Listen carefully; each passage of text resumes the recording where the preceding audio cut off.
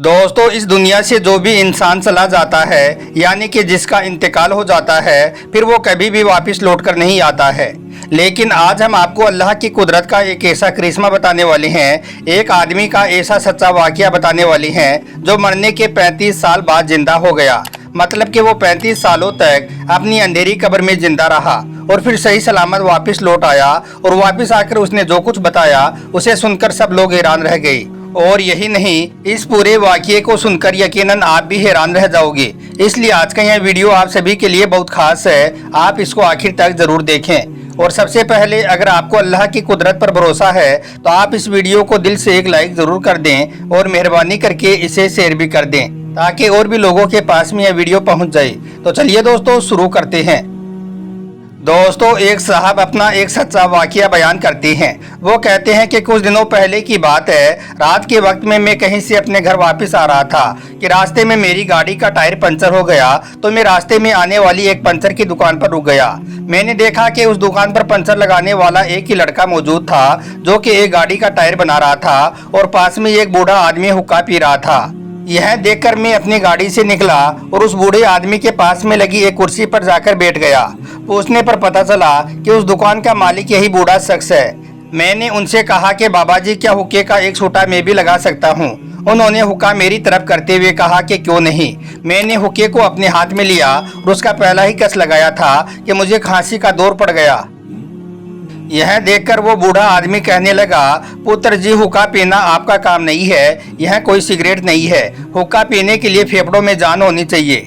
मैंने महसूस किया कि उस बूढ़े आदमी की उम्र 80 साल से भी ज्यादा थी।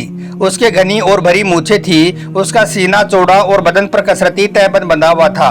वो बार बार एक ही बात बोलता था कि अल्लाह की शाना देखो। लगता था कि यह उसका तकिया कलाम बना हुआ था।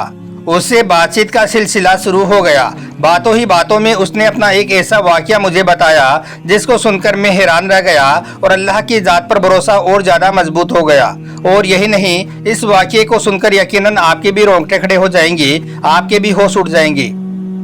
दोस्तों, उस बूढ़े शख्स ने मुझे बताया कि उस वक्त मैं 40 साल का था। समझ लो कि यह कोई 30-35 साल पुरानी बात है। मेरे दादा सरगोदा पाकिस्तान की रहने वाली थी।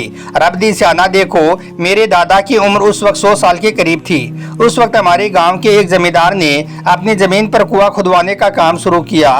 उनमें मैं भी एक मजदूर था जो उस कुआं खोदने का काम कर रहा था।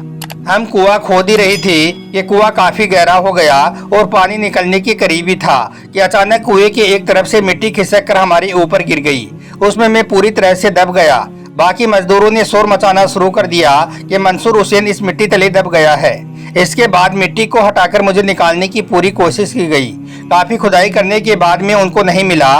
उनको लगा कि शायद मैं कुएं में मौजूद पानी में कहीं समा गया हूँ, इसलिए उन्होंने मुझे मरा हुआ समझकर उस कुएं में वापस मिट्टी और पत्थर डाल दिए और उस कुएं को वापस बंद कर दिया, क्योंकि अब उस जगह पर कुआं नहीं खोदा जा सकता था और ना ही उसको खाली छोड़ा जा सकता था। इसके बाद जिंदगी का पहिया चलता रहा। 30 सालों के बाद उस जमींदार की मौत हो गई, यानी कि जिसके खेत में वो कुआं खोदा गया था वो मर गया और उनकी औलाद ने उस जमीन को किसी और जमींदार को बेच डाली। उस जमीन पर नए लोग आ गए तो उनको फसलें उगाने के लिए एक कुआं खोदने की जरूरत पड़ी।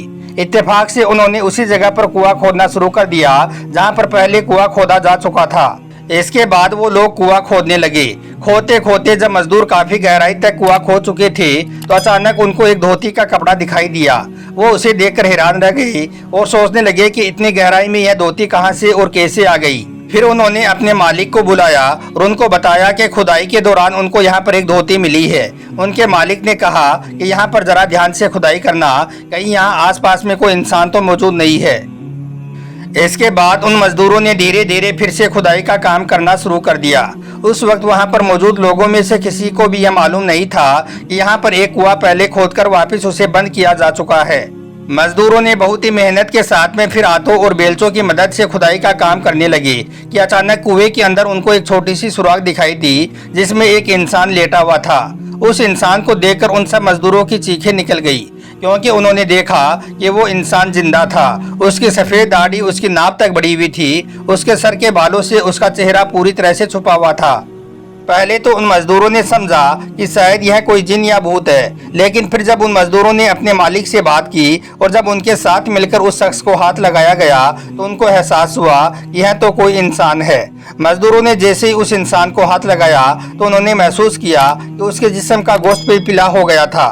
उसने बताया कि जब मैंने इतने इंसानों को एक साथ में देखा तो मैं उनको देखकर बेहोश हो गया। फिर उन मजदूरों ने मिलकर मुझे उस कुएं से बाहर निकाल लिया गया। इसके बाद यह बात आसपास के गांव में आग की तरह फैल गई। लोग दूर दूर से आकर जमा हो गई। उनमें से एक समझदार आदमी ने उनको मशवरा दिया कि इसको रुई में लपेट दिया जाए, क्योंकि इस इंसान से बाहर की हवा और मौसम बर्दाश्त नहीं हो रहा है, क्योंकि पता नहीं यह इंसान कब से इस गड्ढे में पड़ा हुआ था। फिर मुझको 10 दिनों तक निहायती गर्मी में रखा गया। रुई में दूध लगाकर मुझको चटाया जाता। 10 दिनों के बाद में मैं जब काफी होश में आ गया था तो फिर मैंने उनको बताया कि काफी अरसे पहले मैं यहाँ पर एक कुआं खोदते वक्त मिट्टी तले दब गया था। फिर जब इसके बारे में पुराने लोगों से पूछताछ की गई तो उनमें से एक मजदूर मिल गया जो उस हादसे में वहाँ पर मौजूद था। उसने बता दिया कि हाँ, यहाँ पर पहले एक कुआं खोदा जा रहा था और एक मजदूर जिसका नाम मंसूर हुसैन था वो मिट्टी तले गायब हो गया था। उसने बताया कि इस हादसे को तकरीबन 35 सालों का वक्त गुजर चुका है, मगर यह कैसे हो सकता है कि 35 सालों तक कोई इंसान मिट्टी तले जिंदा रह सकता है। एक इंसान को जिंदा रहने के लिए हवा, पानी और खुराक चाहिए होती है। उन सब लोगों के सामने यह हैरान करने वाला सवाल था कि यह शख्स बिना हवा पानी के जिंदा कैसे रहा। फिर मैंने उनको बताया कि मैं ही मंसूर हुसैन हूँ और बस यह मेरी अल्लाह की शान है कि मैं 30 सालों के बाद भी मिट्टी तले से वापस सही सलामत लौट आया। यह अल्लाह पाक की ही शान है कि वो पत्थरों में भी मुझे रिज्क पहुँचाता रहा, वो मुझे मिट्टी तले भी खुराक पहुँचाता रहा। मुझे नहीं मालूम कि मैं कितने सालों तक मिट्टी तले दबा रहा, लेकिन एक बात का मुझे इल्म जरूर है कि मैं कभी भूखा नहीं सोया और न ही मुझे कभी वक्त गुजरने का इल्म महसूस हुआ। मैं रोजाना देखता था कि एक गाय सुबह सवेरे मेरे पास आती और अपने थन मेरे सामने कर देती। मैं उसके थनों को अपने मुंह में लगाकर दूध पी लिया करता था। मैं हर वक्त अल्लाह पाक का शुक्र अदा करता था और आज उस अल्लाह की शान देखें कि मैं 35 सालों के बाद इस दुनिया में सही सलामत वापस लौट आया हूँ। दोस्तों, उस साहब का कहना है कि इस वाक़ये को सुनकर मैं भी पूरी तरह से हिल गया था और तब से मेरा अल्लाह पर भरोसा और ज़्यादा मजबूत हो गया और यह वाक़या मुझे हर वक्त अल्लाह की शान की याद दिलाता रहता है। सच ही कहा है किसी ने कि जिसको अल्लाह रखे उसको कौन चखे। बेशक जिंदगी और मौत अल्लाह के हाथ में है। अल्लाह जब चाहे जिसको चाहे मौत दे और जिसको चाहे जिंदगी दे। बेशक वो हम सबको बनाने वाला और पालने वाला है। वो पत्थरों में भी रहने वाले कीड़े को रोजी देता है। वो मिट्टी तले दबी अपनी मखलूक को भी खिलाता है। इसी तरह अल्लाह पाक ने मंसूर हुसैन को भी मिट्टी तले दबे होने के बावजूद भी रिज्क दिया और जिंदा रखा, क्योंकि अल्लाह ने उसके मरने का जो वक्त मुकर्रर कर रखा था वो अभी तक आया नहीं था। तो दोस्तों, याद रखें, अल्लाह की शान बहुत बुलंद है। अल्लाह जो चाहे कर सकता है। अल्लाह के सामने कोई भी काम नामुमकिन नहीं है। अगर आपको भी अल्लाह पाक की जात पर पूरा भरोसा है तो आप इस वीडियो को दिल से एक लाइक ज़रूर कर दें और हो सके तो इसे शेयर भी कर दें, ताकि यह वीडियो और भी लोगों के पास में पहुँच जाए और वो भी अल्लाह पाक की जात को मानने पर मजबूर हो जाए। आपका वीडियो देखने के लिए बहुत बहुत शुक्रिया।